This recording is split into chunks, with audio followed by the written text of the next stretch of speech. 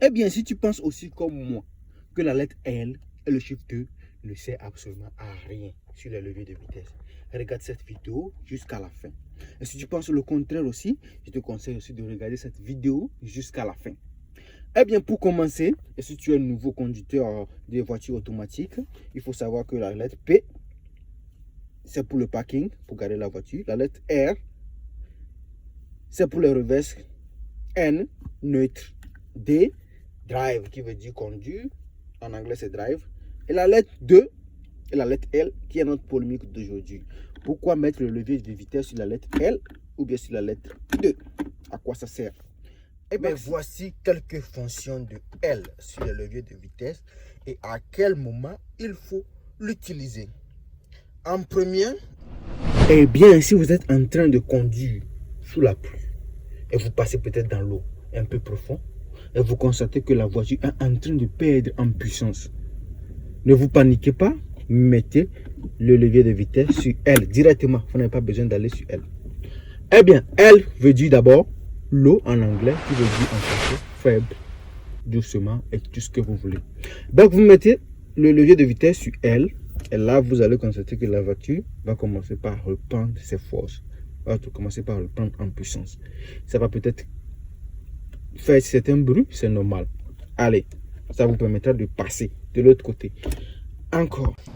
Eh bien, il peut arriver que vous roulez à vive allure. Et arrivé à un moment donné, vous voulez freiner. Et là, vous appuyez sur le pédale. Ça ne répond pas. Ça part à fond. Au fin fond. Ne vous paniquez surtout pas. Ce qu'il faut faire, pensez immédiatement au levier de vitesse. Remettez le levier de vitesse sur L directement. Appuyez peut-être quelque part. Bon, faites l'effort. Appuyez pour que ça vienne sur le L. Dès que ça arrive sur le L, vous allez attendre un bruit étrange. Mais ne vous affolez pas, ne vous inquiétez pas. Ça va permettre à la voiture de ralentir grâce au moteur, au freinage du moteur. Après, la voiture va ralentir doucement, doucement, doucement, jusqu'à ce que vous ne garez en toute sécurité. Bien, si vous conduisez sur une montagne, vous allez peut-être au sommet de la montagne. Je ne sais pas ce que vous allez chercher là-bas. Peut-être vous vivez là-bas. Eh bien, et vous constatez que la voiture perd en puissance. N'hésitez pas à mettre le levier de vitesse toujours sur l'eau, L. Et dès que vous faites ça, vous allez constater que la voiture va reprendre sa puissance. Parce que d'abord, quand la voiture perd en puissance, ça veut dire que ça ne va pas peut-être à 40 km à l'heure. Donc, quand vous mettez ça sur L, et voilà, ça sera toujours normal, 40-30 km à l'heure. Et bien, vous allez constater que la voiture aurait pris une puissance venant de nulle part. Eh bien, c'est ça. C'est pas de nulle part, c'est la lettre L qui fait ça. Eh bien, en descendant au sud de la montagne, on a l'habitude d'appuyer sur le frein.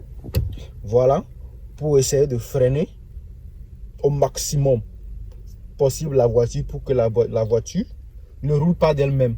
Voilà, on essaie de contrôler la voiture dans la descente via le frein.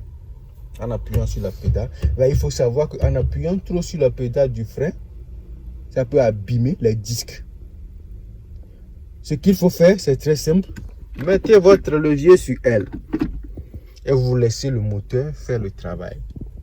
C'est bien, il ne faut pas laisser le self-driving, laisser la voiture conduire elle-même, mais ça vous permettra de ne pas trop ralentir. Vous pouvez aussi toutefois appuyer légèrement sur l'accélérateur et avancer et freiner quand il faut sur le virage, mais ça vous permettra de ne pas trop appuyer sur le frein parce que avec ça vous faites 2-3 voyages sur la montagne et là je peux vous dire que vous allez changer votre disque, aussi de frein vous allez le changer. Eh bien, si vous vivez dans des régions ou dans des pays où il neige abondamment et que votre voiture est enfoncée dans le neige après l'avoir garée, c'est pas grave, ne vous paniquez pas. Démarrez le moteur, laissez le moteur se réchauffer et mettez votre levier de vitesse sur L surtout. Parce que si vous le mettez sur drive, ça peut toutefois bouger, mais ça permettra à la voiture de dépenser plus de force. Mais si vous le mettez en même temps sur L, ça va se démarrer normalement et ça va avancer doucement, doucement. Et quand vous prenez la route, vous pouvez toutefois maintenant le mettre sur le T parce que ça va vous demander avec le bruit du moteur. Mais faites l'effort de démarrer toujours avec le L si la voiture est enfoncée dans la neige. Parce que quand la voiture est enfoncée dans la neige, les roues sont glissantes. Et si les roues sont glissantes, la voiture a besoin de plus de force pour pouvoir bien avancer. Et ce qu'il faut faire, c'est de le mettre sur L. Problème, ça vient. Les constructeurs de voitures automatiques ne sont ni bêtes ni cons. Donc si toi, tu utilises une voiture automatique depuis plusieurs années et tu n'as jamais utilisé L ou 2, on doit arracher ton permis parce que tu ne le mérites pas. Alors merci d'avoir suivi cette vidéo. J'espère que ça vous a plu. N'oubliez pas de vous abonner, n'oubliez pas de commenter et n'oubliez pas de vous donner des forces pour plus de vidéos. Merci.